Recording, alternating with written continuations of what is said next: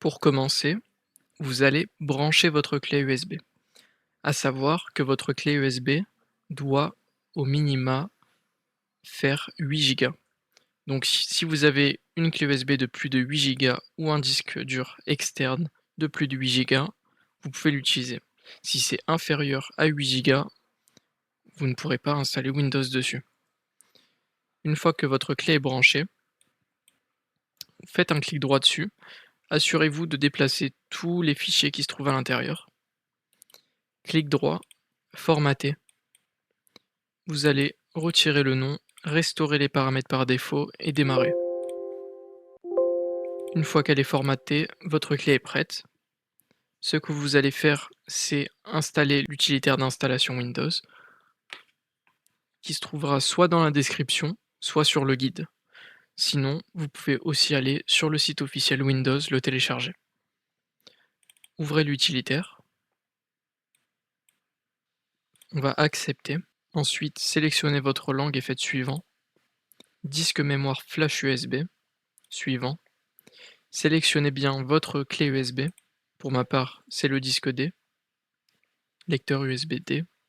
Suivant. Et maintenant, juste à patienter. Pendant que ça va s'installer, ce qu'on va faire, c'est installer le driver pour le Wi-Fi ou l'Ethernet. À savoir que si vous êtes en Wi-Fi et que vous utilisez le spoofer basique, il vous faudra acheter un nouvel adaptateur Wi-Fi. Si vous utilisez le deuxième spoofer que je vends permanent, qui s'appelle le kernel, vous pourrez utiliser le Wi-Fi comme vous avez à présent. Ce qu'on va faire, c'est se rendre dans nos informations système, qui s'appelle le MS Info. Soit vous notez MS Info, ou alors vous notez informations système. Voici les informations système de mon PC. On va se focaliser sur le fabricant et le produit de carte de base. Ici, vous avez le modèle de ma carte mère. Assurez-vous que ces options sont valides et sont bien correctes. Pour voir si elles sont bien correctes, rendez-vous dans le BIOS, qu'on verra sur une autre vidéo. Donc vous vous rendez dans le BIOS et il faut que le nom et le modèle correspondent à ce qui s'affiche dans votre BIOS. Pour ma part, c'est une Pro B850 Wi-Fi. Vous allez copier le nom de modèle de votre carte mère, vous rendre sur votre navigateur, le coller. Pour ma part, c'est une MSI. Prenez exactement le bon modèle. On va se rendre dans l'onglet Support, Driver. Étant donné qu'on installe Windows 11, on sélectionne Windows 11. Je suis en Ethernet, donc on va prendre le LAN et le Realtek Ethernet. Vous le téléchargez et vous le mettez sur votre bureau ou dans votre dossier téléchargement.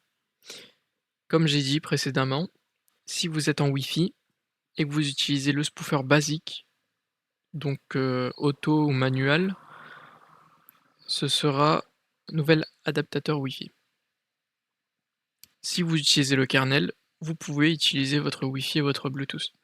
Donc si vous êtes sur le kernel, téléchargez ces drivers si vous êtes en Wi-Fi. Une fois qu'on a notre driver, que j'ai mis sur mon bureau, vous allez dézip le fichier s'il est zip, donc avec WinRAR ou 7zip. Dans la description ou sur le guide, vous aurez aussi le fichier auto-unattend que vous allez placer juste à côté de votre driver. Maintenant, on n'a plus qu'à patienter.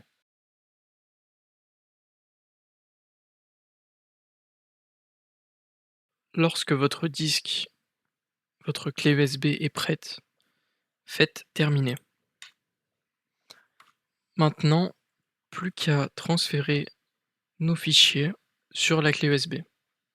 Donc, vous êtes censé avoir tous ces dossiers, vous ne touchez à rien.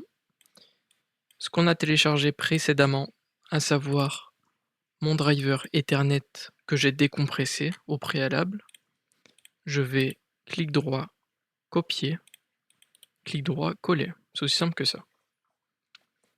Une fois que, pour ma part, l'Ethernet est sur la clé USB, vous avez aussi le fichier auto-unattend. Donc, on va faire pareil, copier, coller, patienter un peu. Une fois transféré, vous êtes prêt à installer Windows. Donc assurez-vous d'avoir surtout votre driver pour l'Ethernet et si vous utilisez le kernel, assurez-vous d'avoir le driver pour votre Wi-Fi. Pour le Auto Unattend, qui se trouvera aussi dans la description ou sur le guide, assurez-vous de l'avoir.